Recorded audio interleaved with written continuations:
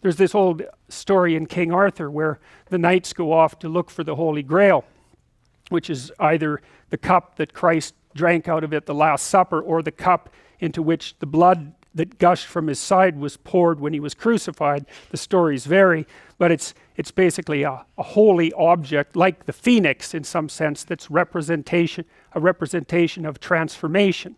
So it's an ideal, and so King Arthur's knights, who sit at a round table because they're all roughly equal, go off to find the most valuable thing. And where do you look for the most valuable thing when you don't know where it is? Well, each of the knights looks at the forest surrounding the castle and enters the forest at the point that looks darkest to him.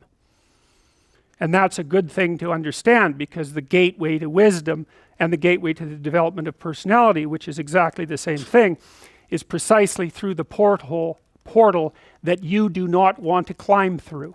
And the reason for that's actually quite technical. This is a Jungian presupposition too, is that, well, there's a bunch of things about you that are underdeveloped, and a lot of those things are because there's things you've avoided looking at because you don't want to look at them, and there's parts of you you've avoided developing because it's hard for you to develop those parts. And so it's by virtual necessity that what you need is where you don't want to look, because that's where you've kept it. And that's why there's, an idiosyncratic element of it for everyone. Your particular place of enlightenment and terror is not going to be the same as yours, except that they're both places of enlightenment and terror. So they're equivalent at one level of analysis and different at another. So anyways, back to fiction and what it does. It distills truth, and it produces characters that are composites. And the more they become composites, the more they approximate a mythological character. And so they become more and more universally true and more approximating religious deities. But the problem with that is they become more and more distant from individual experience. And so with literature, there's this very tight line where you need to make the character more than merely human, but not so much of a god that, one of the things that happened to Superman in the 1980s, Superman started out, he's got a heavenly set of parents, by the way, and an earthly set of parents, and he's an orphan like Harry Potter. Very common theme is that when Superman first emerged, he could only jump over buildings, and maybe he could stop a locomotive, but by the time the 1980s rolled around, like, he could juggle planets and, swallow hydrogen bombs, and, he could do anything. Well, people stopped buying the Superman comics because how interesting is that? It's like something horrible happens and Superman deals with it.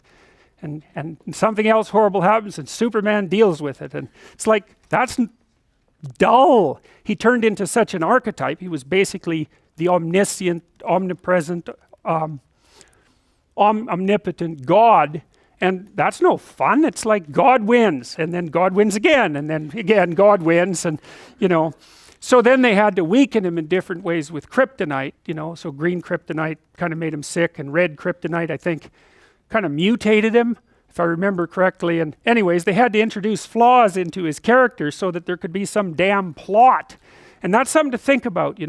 There's a deep existential lesson in that your being is limited and flawed and fragile. You're like the genie, which is genius in the little tiny lamp, this immense potential, but constrained in this tiny little living space, as Robin Williams said when he played the genie in Aladdin. But the fact that you have limitations means that the plot of your life is the overcoming of those limitations, and that if you didn't have limitations, well, there wouldn't be a plot, and maybe there would be no life. And so that's part of the reason why perhaps you have to accept the fact that you're flawed and insufficient, and live with it and consider it a precondition for being. It's at least a reasonable idea. So anyways, one of the main characters is the country, the known, the explored territory. We went over that a bit, and it always has two elements. I mean, your country is your greatest friend and your worst enemy, because it squashes you into conformity and demands that you act in a certain manner and reduces your individuality to that element that's tolerated by everyone else.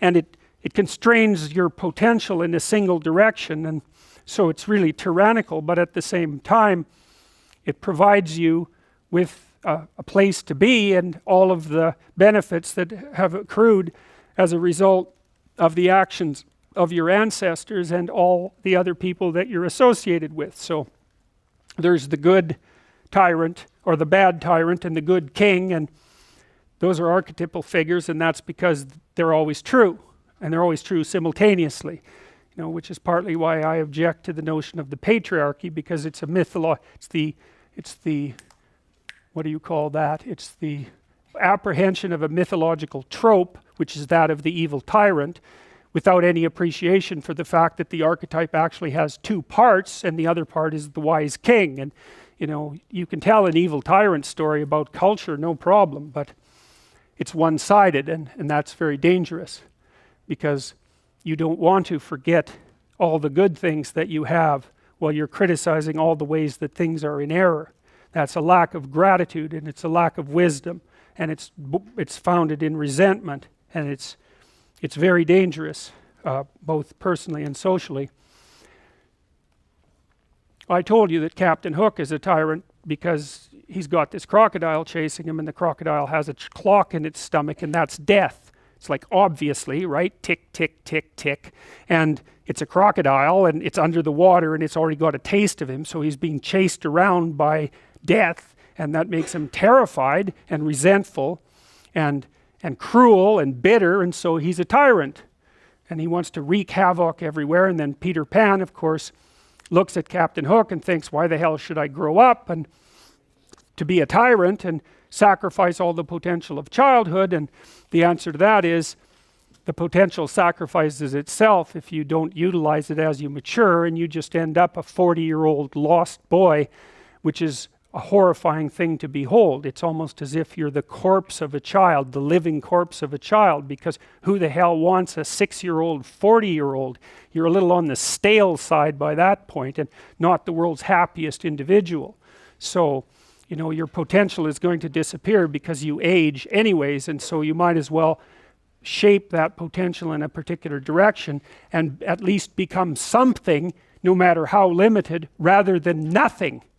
So, you know, Peter Pan, that's a great story. It's a great mythological story. So let's talk about tyrants. Well, not only are they mythological figures, but they exist, and they tend to be deified. I mean, Stalin was for all intents and purposes, God the Father in Soviet Russia, although he was pretty much only the worst elements of Old Testament God, who was, you know, constantly smiting people and wiping out populations and doing all sorts of things that seemed to be quite nasty. But nonetheless, you know, people worshipped him in many ways, and he's a representation of just exactly what goes wrong when things really go wrong, when people stop paying attention and when they all lie. Because one of the things that characterized the communist state was that no one ever got to say anything they actually believed, ever. And that was partly because 1 out of 3 people was an informer, which meant if you had a family of 6 people, 2 of them were informing on the government about you, and that included your own children.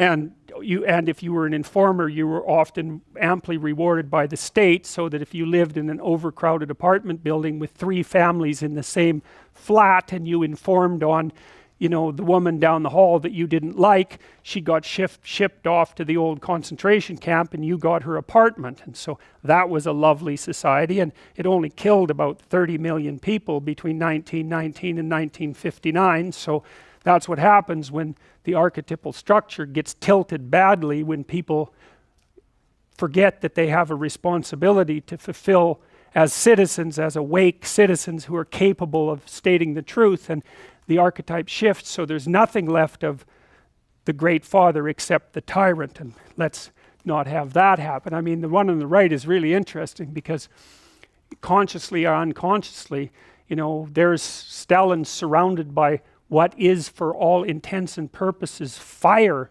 You know, he looks like Maleficent in Sleeping Beauty when she shows up at Aurora's christening. You know, she puts her arms up in the air and green fire surrounds her. It's like,